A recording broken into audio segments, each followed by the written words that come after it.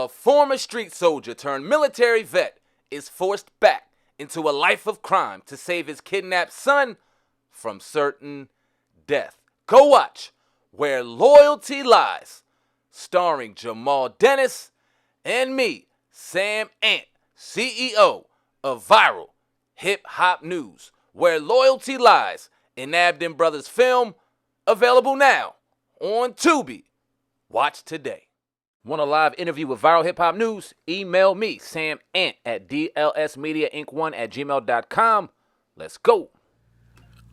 Welcome to another episode of the Hip Hop Uncensored podcast. We got a special guest on today for interview number 8. Judge Joe Brown is in the building. How you doing today, sir? Good morning. I'm doing all right. How about you? Doing well. Yeah, absolutely. Thank you for coming on, Joe, Judge, for this interview. We're doing it via audio today, people. For those of you who are curious, we're doing it via audio today, but we got the good judge on. And there's a lot going on in the world. We wanted to talk to you about the election and things going on with that, but before we do, a couple days ago, we were hit with a bombshell that Diddy was arrested in New York by federal authorities. He is still currently behind bars facing charges on trafficking, sexual assault, and a litany of other charges. In your expert opinion, what do you think about that situation, and what do you think the end result is going to turn out to be when it comes to Sean Combs as we stand right now? Well, let's say this. Let's separate what's going on from Mr. Combs, P. Diddy. You've all heard of Miranda rights. You have a right to remain silent, anything you say, etc., etc. Miranda was not a nice guy, but these rights that everybody has a vested interest in protecting were enumerated and articulated through Miranda. Now, what I'm talking about is separate and apart from P. Diddy. Over the last 50 years, I've done a lot of trial work. I was a criminal defense lawyer, and starting more than 40-some years ago, I started getting clients who had federal cases, and we'd have to go to trial with the feds. I represented a lot of pimps and prostitutes 40-some years ago, and there's West Memphis, Arkansas, really close to Memphis, Tennessee, right across the bridge. And down here in Mississippi, there's what's been glamorized as P Valley in the series. And I would have pimps transporting dancers and prostitutes across the state line. So we'd get not RICO, but Mann Act charges against them. The Mann Act was designed to catch Jack Johnson, a black heavyweight champion of the world before World War I that could not be defeated by any great white hope. Jack Johnson had a white wife, and she had some friend girls that would travel around with her, and particularly in the South, a lot of white people found that very offensive. So they set up the FBI, the Federal Bureau of Investigation, to develop a proposed law that became known as the Mann Act, and that was designed to get Jack Johnson. Now understand, this was this man's lawful wife, but he was riding on a train across a corner of Georgia, let's say, on the way to a seaport and on the way to Europe. And because they weren't armed at the time, the FBI was accompanied by local law enforcement officers. And in Georgia, let's just say that 100 some years ago, they did not recognize interracial marriage. So Jack Johnson was arrested for transporting a woman, his wife, across interstate lines for illicit purposes. So there is no money necessity involved in this, but it is known as the Mann Act. I'm looking at the 14-page indictment right now. And it doesn't say Mann Act anywhere in there, where usually it would. It mentions the federal code section. I'm looking at the rest of the 14 pages, and I find it absolutely extraordinary because there are only 3 counts to this indictment. And ordinarily, in my experience, an indictment like this would read, between the dates of 2009 up until the return of the indictment, the defendant did unlawfully transport females across state lines for illicit purposes, and they leave it at that. You would be guessing what they were talking about. You'd have to file motions to get a more particular statement, and the feds would fight like hell to keep you from finding out the details so they could try you by ambush. For these 3 counts in the indictment, they went over and over a lot of things. Like, for example, each particular phase of this thing, they keep repeating all of the defendant's aliases.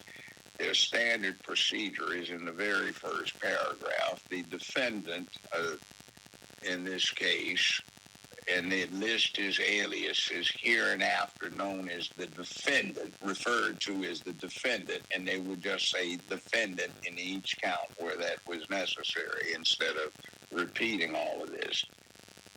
2,000 bottles of lubricant oil. What in the devil is that? That has no business in the indictment. You have other things in here. The IV, where the performers were given IV infusions to keep their energy up, I guess, because these things have gone on so long. Now, let's translate what they're talking about.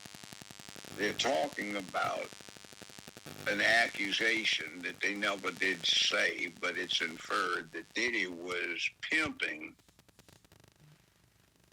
an orgy that lasted a while, and he did this on a routine basis, and there were guests that they referred to in the indictment as numerous witnesses, and these guests were coming to a mansion where there were various sex acts going on in various parts of the mansion for purposes of inspiration. And the guests could join in or be inspired by what they were seeing. They even mentioned in here, which was just the scandalous superfluous in this indictment, that Diddy was masturbating during the course of some of these proceedings, which would that's surplus language. That's just trying to inflame. They referred to this thing where we saw on video him running out of the hotel room with a towel without giving any of the background behind it and assaulting this woman. And they referred to it, and that's for inflammatory purposes because that's just part of the pimp game. By the way, anybody's talking about, yeah, man, it's about pimping, man, you know. That's what it's about. It's a filthy game. I represented enough pimps to know what the game is. It's been a long time ago, but it's been the same since time immemorial. They do call prostitution the world's second oldest profession, and whatever the first oldest one was, whoever was doing whatever that was to earn the money to pay for the services of the second oldest profession. So it's been going on for a long time. It's nothing new. And what I'm picking up on is that Diddy is being alleged to have conducted these sex shows, and he invited guests who had the use of his mansions to be involved in an orgy as they saw fit.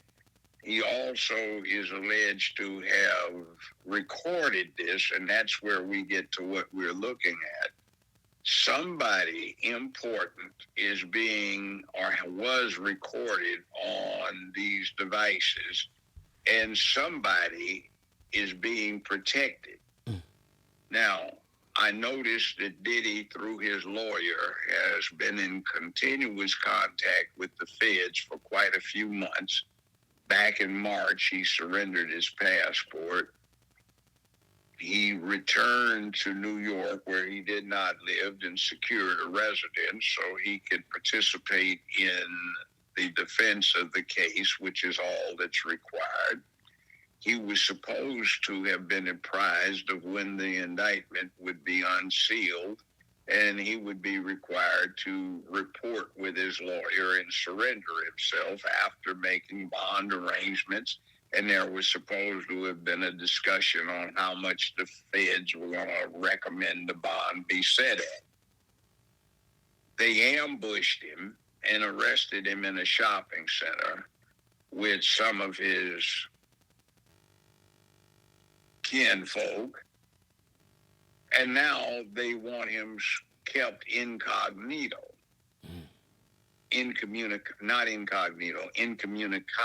so he cannot talk to anyone. That's what the feds have been doing, and most recently involving these mortgage fraud situations, so that parties who could blow the whistle on other parties were not able to communicate with anyone, even their lawyers, but say once a week. So they could not tell what they knew. And that's what we have here.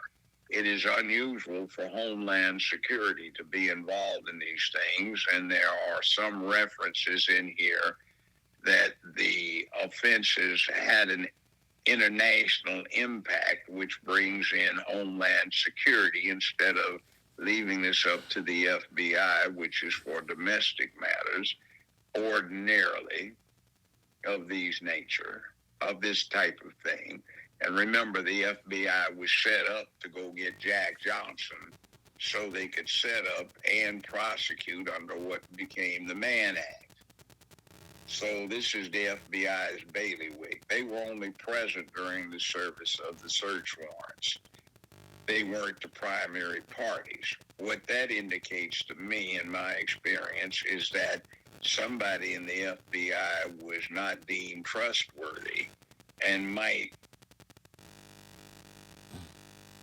give confidential information to somebody outside, which they didn't want, so they brought in Homeland Security. This is not ordinarily the type of thing that Homeland Security deals with. So you'll notice, too, that 2 of his mansions were searched. One was in California, fine. One was in Florida. The peculiar thing about the one in Florida is that on the same lot, Diddy had a second mansion, which was not searched. And what they seem to have gotten is a lot of recordings that they confiscated. Now, you might say that's evidence in the case, but the point of the exercise is that even though quite a few people are mentioned indirectly, only one person got indicted. In the federal practices, usually when you have months to investigate something, they indict everybody and they mention everybody, even if they are listed as an unindicted co-actor.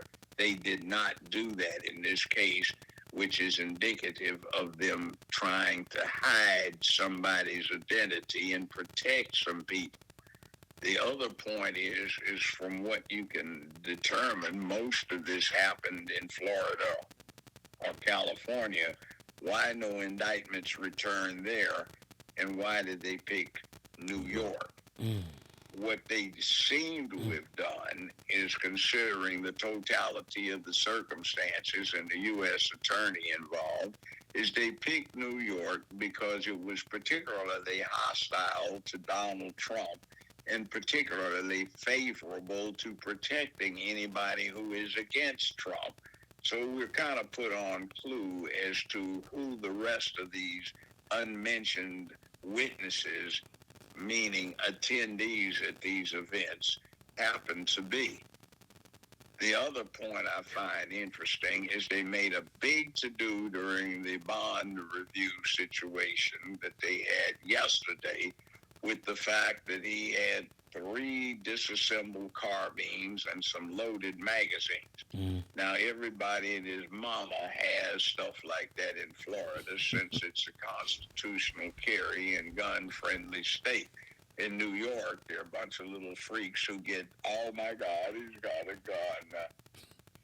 And even though there were some federal crimes involved with altered serial numbers on the 3 receiver groups, which is against the law, I think they picked New York so they could use the fact that he had 3 weapons, which, hell, everybody on my block has got 10 times more than that. And as something condemning and touching on or giving semblance to some justification for not setting a bond or even allowing a bond. Now, they're going to go in front of a federal court today, I imagine, and if not, they'll probably go trot down to D.C., which is not that far from New York, and seek one of the appellate judges on the Second Circuit Court of Appeals to set a bond. They can pick anyone they want. The government can come back and demand a bigger hearing, and they'd probably have a 3-member panel that would be selected at random. But in any event, something stinks to high heavens with this whole case. Now, with that said, I'll pass the mic. Yeah, no, that's some great information. Over the last few months, people have kind of been leaving little comments and saying little things, like that. The next thing I'll ask you is, what do you see being the outcome of this case? And it looks like Diddy's going to be the fall guy. Do you see him getting bond, and do you see him being convicted? Well, if they can prove the allegations, remember there are only 3 counts. And basically what they're accusing him of is pimping and procuring. Mm-hmm. And one count that deals with the after effects of doing what pimps do to ply their business, and an inference that somehow or another this is organized crime, which is not the intent of RICO. By the way, they don't use the word RICO in the indictment, which ordinarily they would. And RICO is 54 years old. It was passed in 1970, and it was to deal with John Gotti type situation, gangsters, drug cartels, and that kind of situations.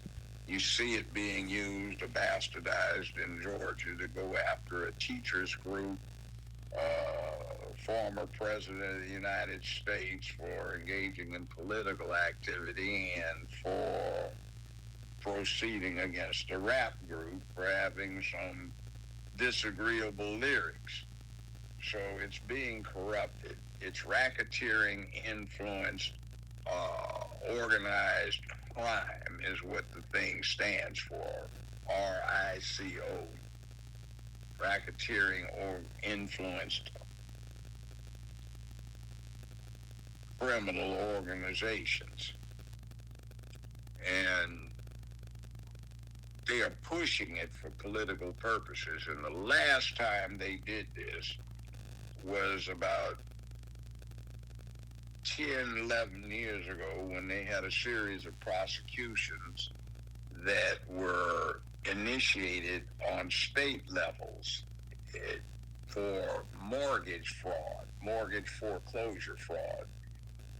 You got some people who had something that would have contributed evidence-wise in sustaining these allegations of foreclosure fraud. They got locked up and charged peripherally for remotely associated things.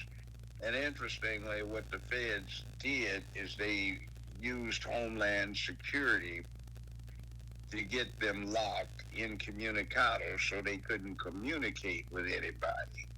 And particularly, the governor in Maryland got implicated in one of these scams, and his niece, who was a federal prosecutor, busted somebody that could have blown the whistle on him.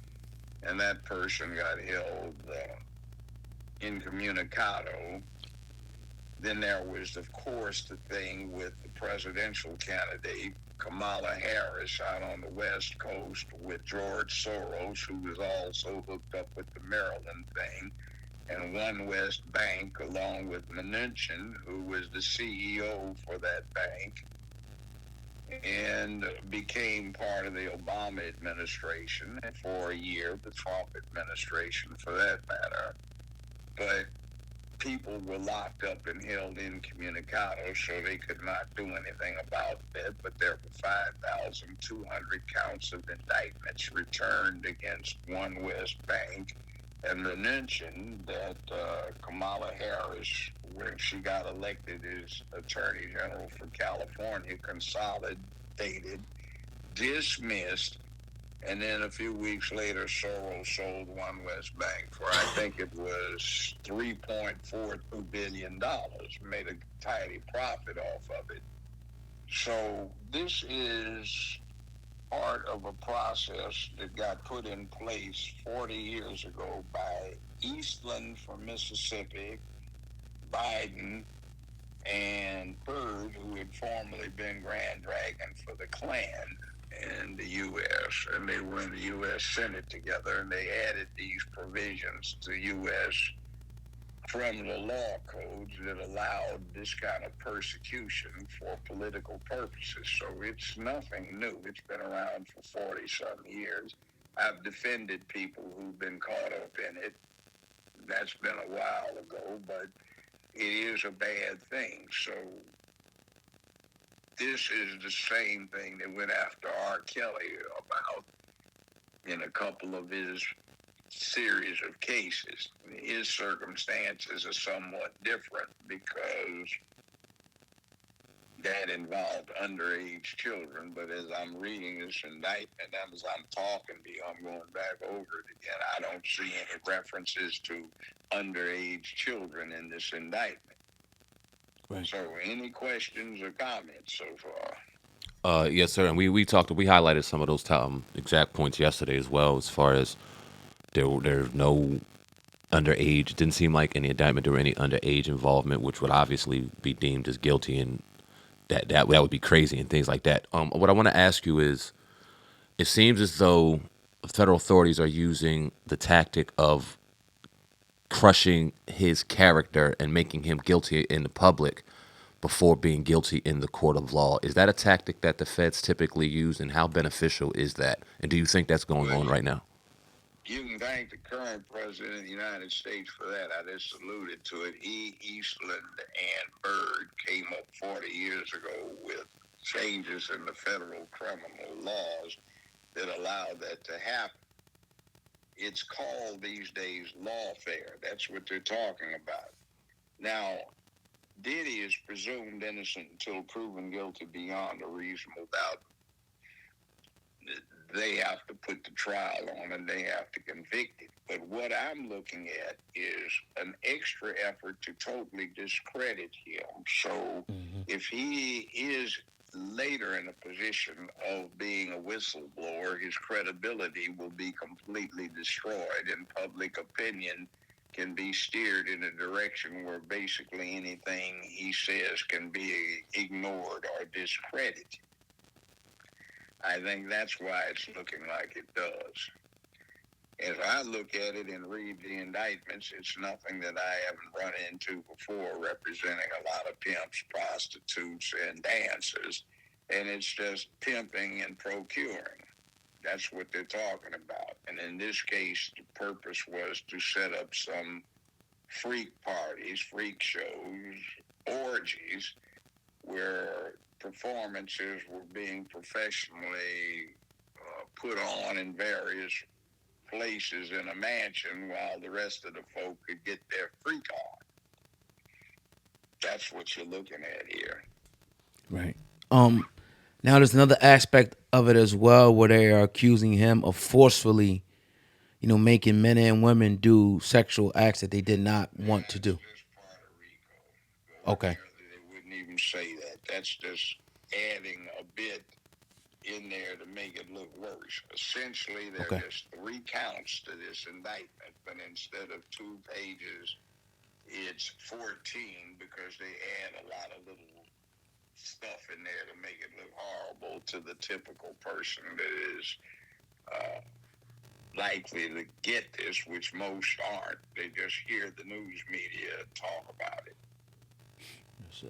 Now it's been a lot of discussion going on, and we can argue to our face turn blue whether or not Diddy is a good man or not. But we're talking about whether or not he has broken the law to the point where he needs to be put behind bars for a number of years, and that's where we're at right now. In your opinion, That's not the important part right? of this. That's well set up, the due process of law in the Bill of Rights and also in the 14th Amendment. He's got the right to due process, whether it's on a state level, which this is, federal level, which comes in under the Bill of Rights.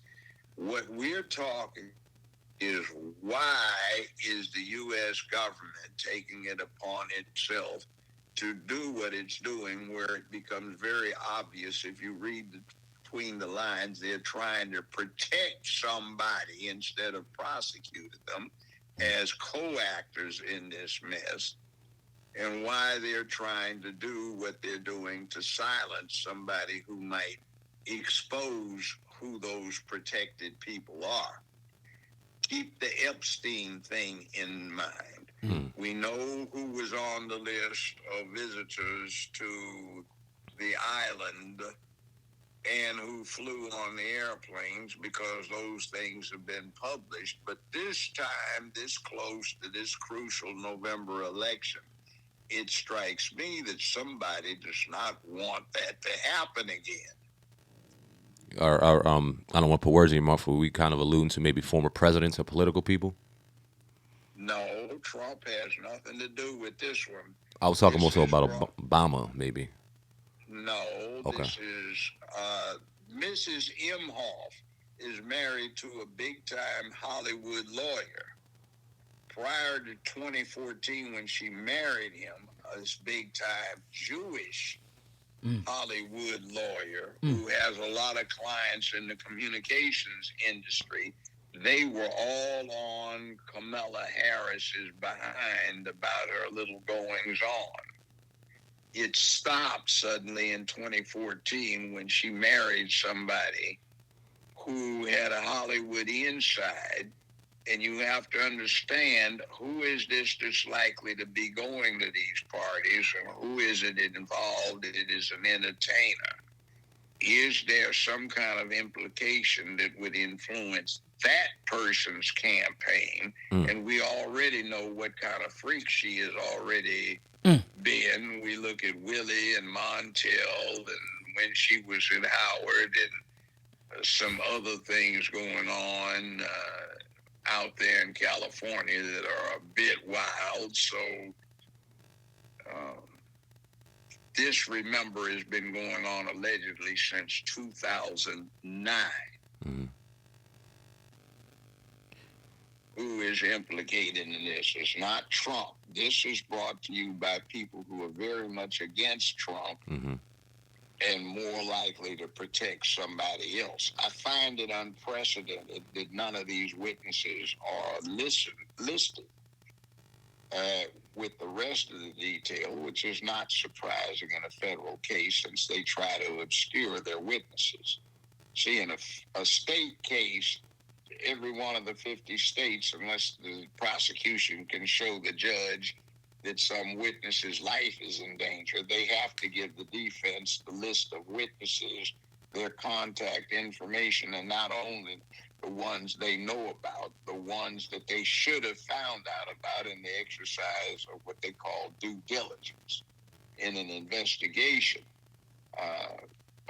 A state prosecution has to be transparent, but in the feds, they do it by ambush. So I'm particularly concerned about the input of all of these gory details in here, which are designed essentially to inflame the public. Right. Could we Yep. I don't know because it's going to depend upon the jury. But you see, now you've got a situation where subtly and perhaps allowably they've tainted any New York jury because they've been showing these film clips. Yep. So whatever the jurors told, unless there's an exceptionally able jury selection, you're going to get people in the I saw what he did, and you can hear it on some of social media. We had an egg space, Dana and I, the real Dana and I did last night, and there were some people that called and they didn't care what the law was. He needed to go to jail Right. because of the horrible things he did. But you see, that's not American law. Right. See a lot of that right now. Yeah. Yeah. If we can switch gears just a little bit to politics, I want to ask you about former President Trump. In your opinion, it's been, well, not opinion, but it's been two attempts on his life. Why do you think they are, or the individuals are trying to take Trump out? Is he anti-establishment, or is it just some nuts just trying to, do what they're trying to do to make a name for themselves? Well, let's see. For the last 5 years, you have heard a constant stream of rhetoric from the Democratic Party, from their national committee all the way down to local level officials, about how evil Trump is. And Maxine Waters was going out talking about we have to, fight this and burn this down. And Kamala Harris was raising bond money for the people who got busted for burning down a lot of the black businesses over the George Floyd BLM stuff. And by the way, they weren't black people that were doing it. It was a bunch of little liberal white kids going out for the most part doing this. And you've got this steady egging on. You've got this steady rhetoric about it's okay. So, you say something long enough, tell a lie long enough, loud enough, you get anybody to believe it.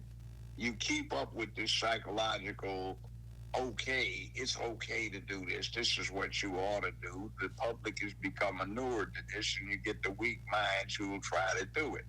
Now, what has happened, I find unusual in one sense because the handwriting has long been on the wall. Robert Kennedy got assassinated as a candidate for president. Mm-hmm. George Wallace, racist as he was, got paralyzed and put in a wheelchair when he was a presidential candidate. All right. You have other instances where candidates for president have been put in jeopardy. You've got a situation where this is the second time the same candidate for president has been put in a situation where assassination attempts were in progress. Mm-hmm. Now, what you hear is, well, he's not the president, so we aren't taking the precautions. Well, in the first instance, they drew down his standard Secret Service detail to go deal with Jill Biden having essentially a tea party, and they wanted extra security for that, or a cocktail, a tea party. And that's absolutely absurd. So what I'm looking at is I don't think Secret Service or anybody over them is complicit in planning this with anybody, but they know based on the rhetoric that's been out there for 5-6 years about this, there are likely to be crazies who will find it justified to do this. And what's going on is they're ignoring it and hoping that what is almost the inevitable will occur. And they can say, oh, it's a tragedy. We were remiss. We should have done something about it. Now, one thing that I am very disturbed about is both of these would-be assassins were featured in BlackRock commercials. Yep. How come? What is the connection? Is it sheer statistical coincidence or is there something else? It's beginning to look a little weird. But if you want to get a clear explanation, go back 90 years. Go to Deutschland, Germany, and you see what the Nazi Party did. You find that Adolf, and in this case Goebbels, Joseph Goebbels, Nazi minister of propaganda, were talking about the danger of misinformation. So they set up effectively an anti-misinformation bureau. Waltz has been talking about free speech should be restricted because of the danger of misinformation. That's not how our system works, but that's what he's saying. And Kamala Harris is pontificating about she's going to set up a bureau of misinformation. The exact same thing the Nazis did 90 years ago in 1934. Also, we have Strength Through Joy, a specific program that Kamala is proposing. And we look back 90 years to Germany in 1934, and lo and behold, the specific program the Nazis set up, Strength Through Joy, with exactly the same structure and purpose. We look at the Second Amendment stuff where she lied during the debate where she said she's a gun owner and she's not going to do this.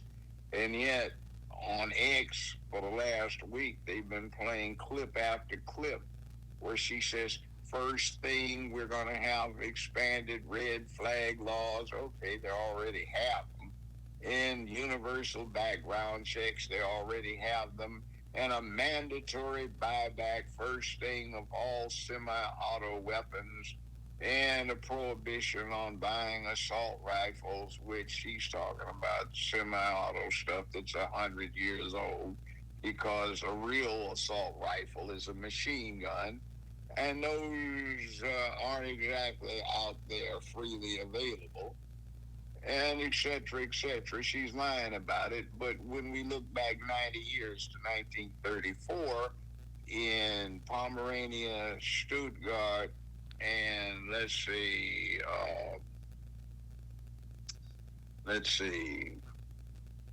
oh,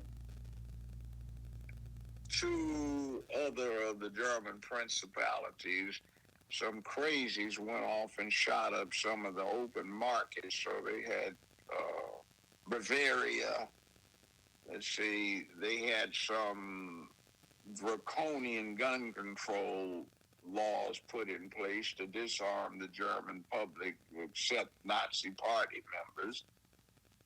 And a series of things that you can see duplicated almost word for word in the conceptualization of how they were presented to the German public that you're seeing right now. So it looks kind of a little scary, like why are we having this Nazism come back, not on behalf of Trump, but on the other side, and they're engaged in what, when I was studying it, I think it would have been Propaganda 172B at UCLA. We had those courses back then. That would be what we now call flipping the script, the clues, accuse the other side of what you're doing. So what is this? Why do we have mainstream media instead of saying there is a contention on one side, such and such? It says one side lying, as they have always done, falsely says such and such. That's not news. That's editorialization. So things are beginning to click in place, and what do we have? I would put it to you that why politics looks so crazy right now is because it's not really politics. Now, I'm not getting on gay folk. I guess they can get their freak on in their bedroom all they want to. That's legal. But what I am talking about is this LGBTQIA thing is being used to set up a cult, a philosophical cult that is being pushed as the official faith or religion of the United States these days, and they're trying to spread it around the world. To understand it in context, it's like Buddhism. Buddhism has no God. You can have one, but you don't have to be a Buddhist. And there's no designated one. So what we have with the rainbow cult is it's godless, or you can have one or not, but it's a philosophy. And the philosophy is anti-masculinity and also anti-character. No guilt, no shame are the primary precepts of this particular philosophy. Do anything you want to. You owe no one anything at all. You don't have to be courageous or brave. You don't have any duty. You have no honor. You have no obligation of making where you live a better, safer, more secure place filled with economic prosperity, sense of purpose. Nothing. You're supposed to be taken care of from cradle to grave. There's supposed to be no competition. There's participation ribbons. Everybody's to be protected, but Big Brother, I guess Big Sister now that they trying it out, is supposed to protect you, but nobody's supposed to protect you from it because you are going to be oppressed. And I remember a professor I had in 1967. She said America is in grave danger of becoming a fascist nation. Not because of some jackboot wearing goose stepping uniform thugs, but because of, as she put it, some pink panty wearing long haired beatniks who would quickly impose the worst elements of fascism on your republic because they're scared, they want to be protected, and they want to protect you from being everything that you considered normal, dignified, and stuff that showed good character. And that's basically what you're looking at right now, 50 some years later, 55 years later. I want to talk about the dynamic because there's been pandering in politics since the beginning of time, but within the last 8 years, we've seen it more than ever. In particular, there's been like a line drawn within black people as if you vote one way, you're not black, and if you don't vote for this, you're not black. And we've seen celebrities, and we don't got to name the celebrities. We know who they are. They get on their social media platforms every day and talk about you don't like black women if you don't like Kamala Harris. You're a coon if you like Donald Trump. They seem to be trying to manipulate black people to choose one side without hearing any type of policy, without hearing anything that's going to happen for them. But if they don't choose this side, their black identity is now in question. Can you talk about that dynamic that we've seen in particular last 8 years? 50 some years ago, I was working as an intern for a Washington, D.C. think tank. It was called the Center for National Policy Review, and it operated out of Catholic University. We were reviewing the causality for the then current situation in America relative to black power and such, and what black power was going against. Now, one of the things I did is for quite a few weeks, I was up late at night in the Library of Congress looking at the microfilm copies of the slave pamphlets. That's what we call them. They were pamphlets that were sold, basically how to raise slaves for fun and profit. That would be an infomercial late night on cable now. And one of the things they said that was most effective is put the elements of slavery in the slave's culture. So the slave mothers raised their children to be ideal slaves. They would domesticate them for you. The Democratic Party was founded in the beginning of the second decade of the 19th century, way back in the early 1800s, for the specific purpose of protecting and spreading slavery. They caused the Civil War. They started it. They set up Jim Crow, segregation, and resistance to ending segregation. They were the party of the slave owners. They were the guys that came up with, put the elements of slavery into slaves' culture, so they will make slaves of themselves. And there really was a Willie Lynch, but it wasn't a letter. He wrote a series of pamphlets starting from 1706, I think, was the first one published that I read on microfilm, up to 1728. He lived in Bermuda and he raised slaves, and he would tour the English colonies of North America and the Caribbean and get paid pretty good sums for the time for giving lectures on how to raise slaves for fun and profit. And what the Democratic Party is essentially done with what you're talking about, young sir, is evoke these things they put in the black culture 180, 190, 200 years ago to make them produce ideal slaves for their plantations. They are evoking those things to bring the slave back out of himself. The descendants of slaves are making themselves slaves. They live on a mental plantation that the Democratic Party puts out. And the party of the old slave masters has become looked at as the salvation for this type of black. Politics throughout this country's history, throughout the English historical context before that, has always been a matter of not absolute loyalty by any one group to a party, but a bounce around of who's going to do most in return for my support given by a vote to them. But unfortunately, black folk think they're owned by the Democratic Party. And you're in a situation where no matter what the Democratic Party does not do for the black constituents they have, they'll still get their votes. So they have no incentive to change or do anything for the black voters. They are guaranteed the black vote. The Republican Party, on the other hand, has been the subject of negative propaganda for the last 60-something years. So no matter what the Republican Party does to try to reach out, they won't get any response. So you're stuck with the stupid position that you put yourself in, where neither political party has an incentive to do a damn thing for you. Right. That's a dead-end game.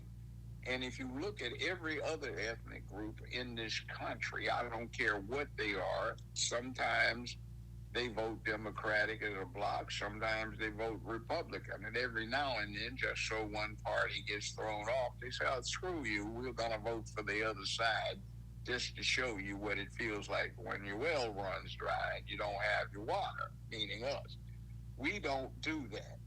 And we've got some people that never were part of the militant movement that took over from civil rights in the mid-'60s that really advanced things. We had some little cowards who snuck in behind what other people who had a lot more balls going for them did. And now they are creatures of the Democratic Party, and they're trying to impose a situation where the black family is destroyed, black masculinity is suppressed, if not destroyed, and they're reinstating the same party setup they had, not party, but setup they had on the plantations, where you always had your mammies running the Negroes, not black men. I can remember pamphlet after pamphlet, 1843, 1856. It says, whatever you do, gentlemen, even if he is your favorite gun bearer or your valet or your favorite companion that you've known for life, never interact with your Negroes through a man. Always pick a slave woman to be the interacting party. Pick comely bed wenches and entertain your guests so you can find out what they're up to for economic advantage. If they prove of use, promote them until when they start getting gray in their hair, make mammies of them and have them in charge of the Negroes on your plantation. That's just exactly what you're looking at. And we are getting stuff that is absolutely insulting. Look at the one for uh, 2020. Take your booties to the poll. Now, why in the hell would a black man be presumed stupid enough to look at some naked behind as a reason to go vote for somebody? And by the way, no, not Dana, it was Valerie. We do a thing on Friday.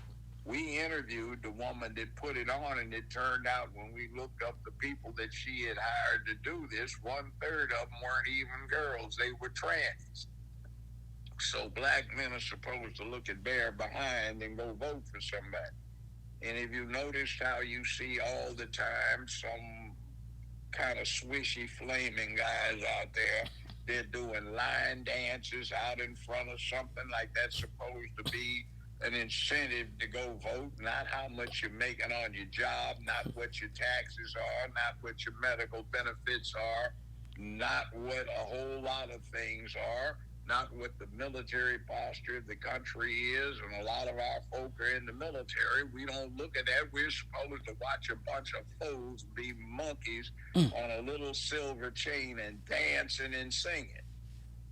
And Kamala's always dancing. And then look, did you see that mess a few weeks ago where that fool was talking about everybody knows we're entitled to 20 acres and a mule?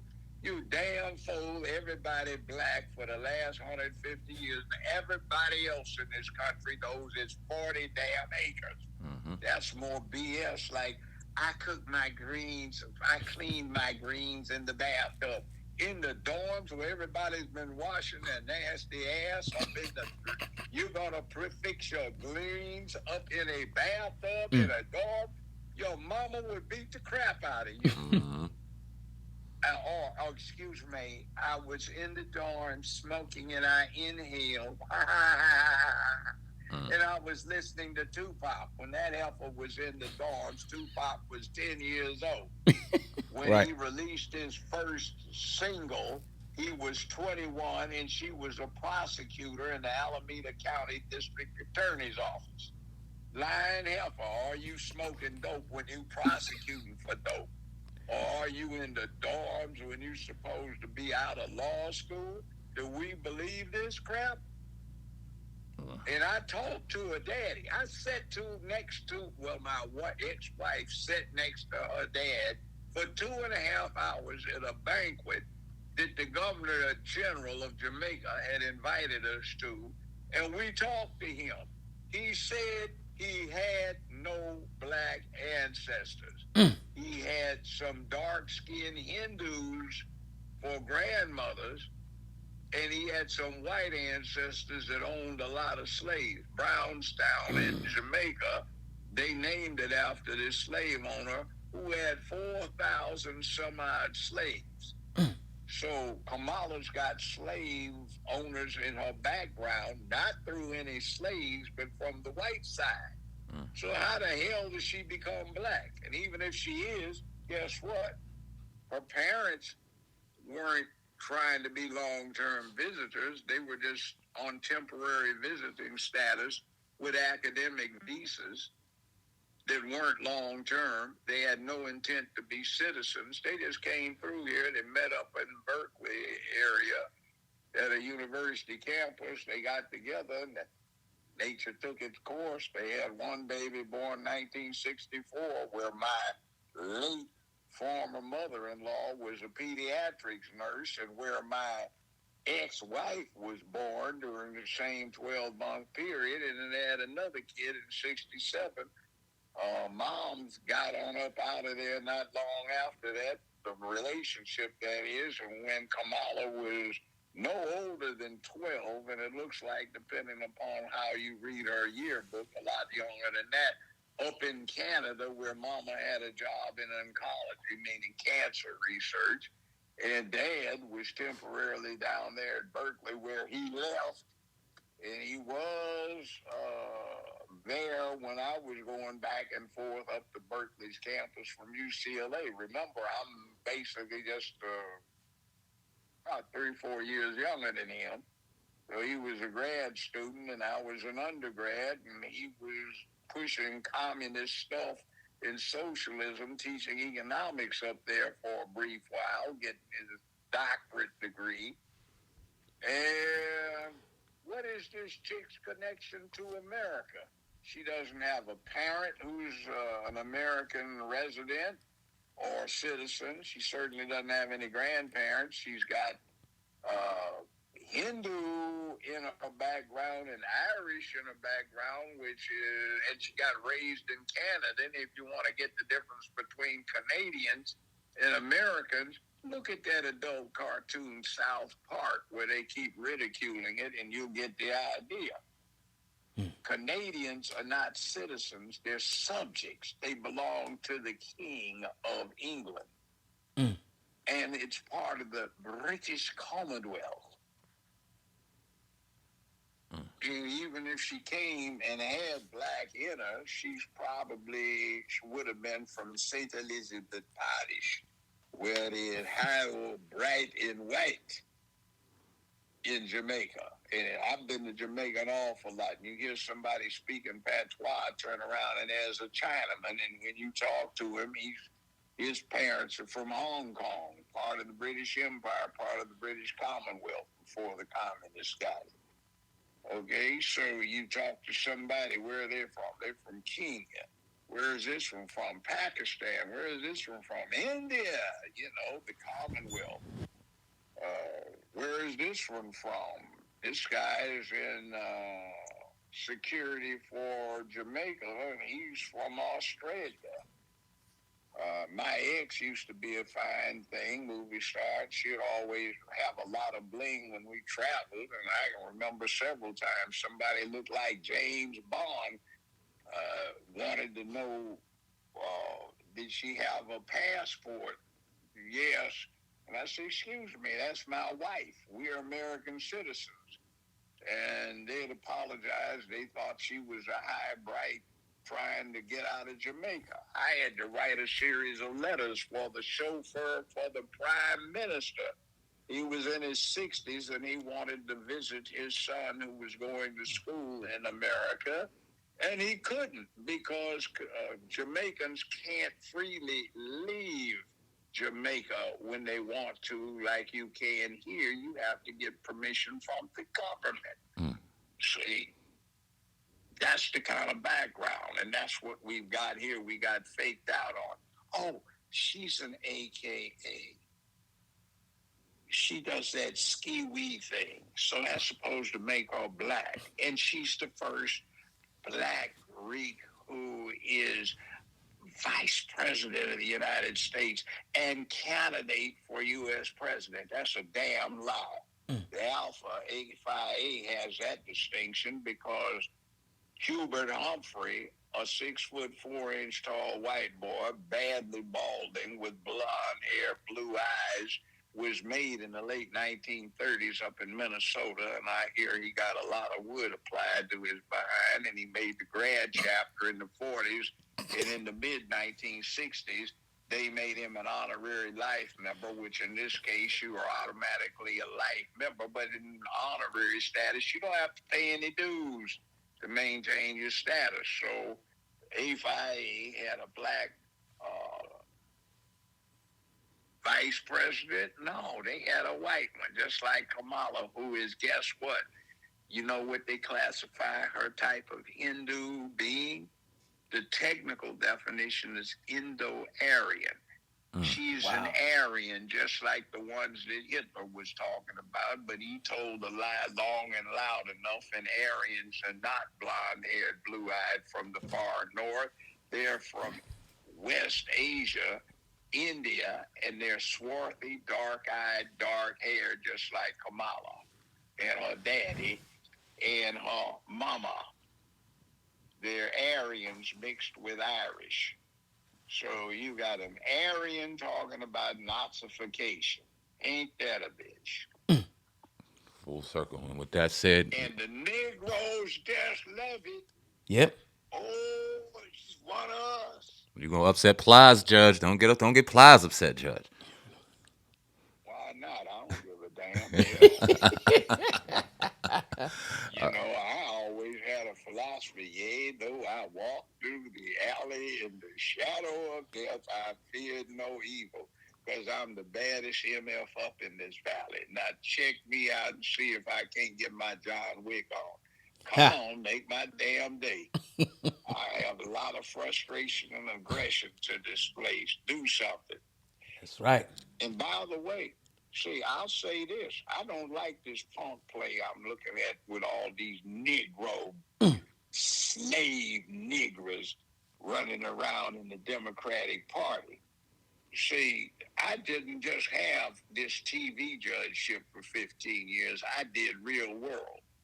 I recruited John Huggins and Bunchy Carter to UCLA. Those were Panthers. I recruited Geronimo Pratt, Panther. I recruited Elaine Brown, Panther.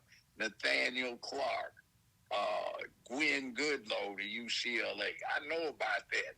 I was UCLA's BSU's community liaison when we were all working with Black Student Alliance, and we were patrolling armed South Central to keep the crap down from the thugs and LAPD getting out of hand. See, I did that. These folk didn't. I participated in many a thing with these clowns up in the Bay Area at the same time that Kamala was a little girl up there when we were trying to tell the Bay Area chapters of the Panther Party, man, don't walk off in this damn thing with them guns trying to grandstand and raise money. We are patrolling the community, man, and everybody's armed. And if you armed in California right now, long guns is legal to have a loaded carbine or 12-gauge shotgun. Mm-hmm. If when you do that, they did it anyway. 2 weeks later, Ronald Reagan signed the bill. It was illegal. And then black folk who were patrolling their community started getting killed in shootouts with the police. See, I remember that. They weren't there. I know what we did to open stuff up when they had these punks that wouldn't even go. Pissed their pants scared if you tried to drag them there. Mm. And now they're going for bail. I'm a judge, okay? I was the last one on the James Earl Ray case. I'll tell you, J. Edgar Hoover set it up. The FBI recruited 2 hitmen from the Marine Corps Sniper School in Quantico, Virginia, right across the tarmac from the FBI Academy there, training facility there. They got supplied with the murder weapon, an M21 by the FBI. The FBI supplied the ammunition. They set the damn thing up and covered it in the Memphis Police Department's homicide squad for the last 60 years. They said James Earl Ray wasn't the one. He wasn't. He wasn't even in Memphis. And I know what went on, but you know, that's dangerous. So you know what they did with yours truly? 5 people broke into my house at 3:30 in the morning. We had a damn shootout. Mm. Now, these punk fools ain't been anywhere near other than farting distance to any other thing that's unpleasant. Because they're plantation Negroes. And they've been bought with a little extra corn pone and more fried chicken like that pulpit pimp who doesn't even have a pulpit, with that bobblehead running around talking nonsense. And remember, Tawana Brawley, when he sat there and he backed that lie that she wound up making about getting raped by these white boys that turned out not to be true. All right, all of the crap going on. James Brown's buddy, that's why he conked his hair when everybody else that was doing that was on a mannequin in the Smithsonian Institution's early modern history wing. Yeah, that chump. And popping fresh doughboy, Pillsbury doughboy with chocolate chips, Roland Martin with his bought off ass. Talk to I'll him. call him out. Yes, sir. See, you can't. I know what you have to do. I don't have that much longer to live in life. I'm in good health, but damn it, I ain't backing down off of this struggle, and black folk need to say, hell no. You've been trying to destroy black manhood for 50 years. And they try to, this feminist nonsense these clowns are pushing is trying to destroy manhood in the whole country. But they look at us as the most masculine element of American manhood, that is the black man. So they want to take us down, make an example of it, and everything else becomes easy. Back in the mid-'60s, there was a coalition. This is how it started. You had females who hated that they weren't men. Those were the feminists. You had the females, some of them, who hated men. Those were the lesbians. You had the weak boys that hated that they weren't strong men, beta boys, soy boys, whatever you want to call them. You had some gay guys who hated that they weren't normal men. And you had folk who hated men because war was supposed to be a man thing, and there was the norm over there. People were getting drafted left and right, and they didn't like it. So they came together in a coalition to destroy manhood. Boys, man, thing, man, you know, we got to take down manhood, man. We got to be about love so we don't have war. And then they started having unisex child clothing, unisex child hairstyles, unisex child rearing, boys playing with dolls, no war toys, no cap guns, water pistols, or anything like that. And you got this hellacious mess that came in when Hollywood was having a horrible problem. Color television, up until the mid-1960s, used to be little bitty round things that were kind of freak shows. Nobody looked at them, but then they started making them practical, so they got bigger. And then color TV was causing Hollywood movie studios to lose a lot of money. In 1967, if you were an adult, you paid 50 cents and you could walk into a movie anytime you chose in the middle of a feature, sit through what was being shown. Then you could look at the 3 sub-features, the 2 or 3 cartoons, the second full-length movie, and then sit through that one and sit through the part of the movie you missed, or sit through the whole thing, or sit there all night and leave. And every Thursday, you got 2 new movies at every theater in the country, and every Sunday you did 2, no matter how big a draw they had. So Hollywood was going broke. So they came up with this idea from this new crop that was coming in that says, look, let's just hold these features that are doing well as long as people will come. Make them come in on time and leave on time, and let's ramp the price up from 50 cents to $1.50. That's like paying $40 for a movie ticket now. So they started making money, and they said, well, who are we going to get? Guys, I've got this great idea, man. All of these black folk, man, are Afro-Americans, man. They want to see themselves, man. All of this untapped money, man. We can get box office, man, up to kazoo, man. What are we going to do? Well, Al, I don't think, man, maybe we can get some more City 48 stuff, man. Oh, no, man, we don't need that. That cut too many of them out. Let's go to the lowest common denominator. Hey, man, brilliant. Pimps, hoes, drug dealers, and everything, man. They'll come to see that, man.